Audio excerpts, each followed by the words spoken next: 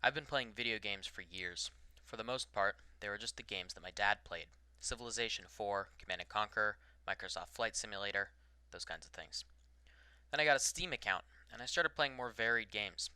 But only recently, in the last year or so, have I started thinking about games as more than just a form of recreation.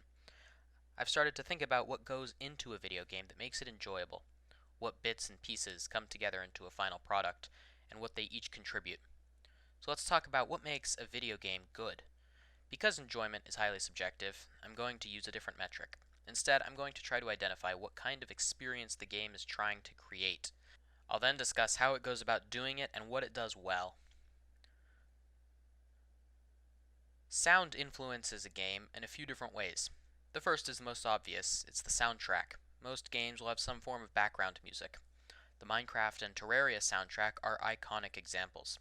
Through it, you can convey tone and atmosphere. Take Doom, specifically Doom Eternal. This game takes the trope of a mad power fantasy and embraces it.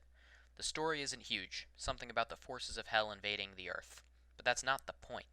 The point is that you are a massive, ripped space marine in a heavily armed exosuit, and you're gonna kill everything. It's a specific type of immersion that benefits hugely from its audio design. The franchise's soundtrack is legendary among fans of the game. It follows the chaotic rip and tear aesthetic of the game and pushes you into the headspace necessary to enjoy it. The soundtrack is only half the picture, though. Most games will have audio responses to various actions you can make in the game and sound effects. I think Doom Eternal probably has some of the best sound effects I've ever heard. The sound of a shotgun slug hitting a demon squarely in the chest still sends satisfying shivers up my spine. In my opinion, Doom Eternal uses sound design to effectively create a beautiful rip and tear bloodbath of an experience. Another awesome example of effective audio design is one of my favorite independent developer games, Subnautica. This whole section will have significant spoilers. Unless you've played the game or have no intention of doing so, please skip ahead. This game is best experienced without any foreknowledge of what you're getting into. Trust me. Go! My opinion of the game is that its atmosphere is one of its best aspects. You really feel as though you are a guest in an alien world. The audio does a really good job of enforcing this and making you feel vulnerable. The music starts off light and cheerful in the starting biomes, but once you reach deeper, darker biomes, it changes to become far more ominous. The music isn't constant either, so it doesn't just blend into the background. Everything will be quiet when suddenly a new track starts and efficiently sets the mood for whatever you're exploring. The sound effects are amazing too, specifically the creature noises. At the very beginning, the only really dangerous thing you'll encounter is the shark-like stalkers at the edge of the starting biome. If you get too close, they'll roar and quickly dart at you. Your first experience will make you think twice about approaching them again, but that doesn't come close to the effect of the legendary Reaper Leviathan. There are only a handful scattered across the map, but if you get close enough to one, they'll let out a deep, primal roar. You don't even need to see them to be terrified. If, despite the warning, you keep poking around, well, as our ability to squeeze more polygons into a smaller space increases, so too does how realistic games can be made to look. In my opinion, however, looking super realistic is not a super important attribute unless you are specifically making or playing a simulator of some kind. Otherwise, I think graphics are better utilized to communicate information to a player. Graphics are a really good tool for doing that indirectly.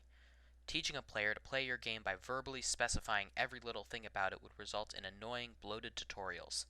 Instead, you can use graphics to develop instinctive reactions in a player's head and effectively teach them things without them even noticing. Borderlands 2 is a first-person shooter role-playing game that does this in a pretty obvious way, with things you can click on having some form of green light on them. The green light isn't intrusive and generally fits within the design of the object. You quickly learn that objects with these lights can be interacted with. Usually they're boxes with ammo, equipment, and weapons, but sometimes they change the environment you're in as well. In some bandit bases, you can find valves with little green lights on the pipes they're connected to. Without the instinct you've built up, they'd be easy to ignore.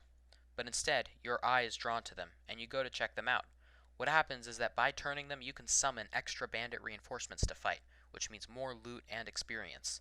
Activating enough of them also gives you character upgrade points. Factorio is a logistics game that uses the colors of buildings to communicate information about them. The conveyor belts, for instance, are coded based on their speed. When you've got a massive base and a lot of variables to deal with, as you do in logistics games, important information conveyed in a simple and easy to access manner becomes really helpful, and visual distinction as a tool can be really good at that.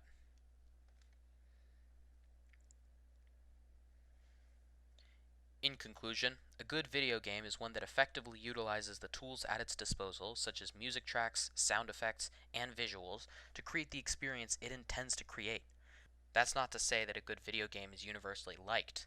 Because taste is so subjective, even a video game that perfectly creates the experience it intends to create won't be fun in the eyes of someone who doesn't want that experience. The key is that it accomplishes the goals it sets itself.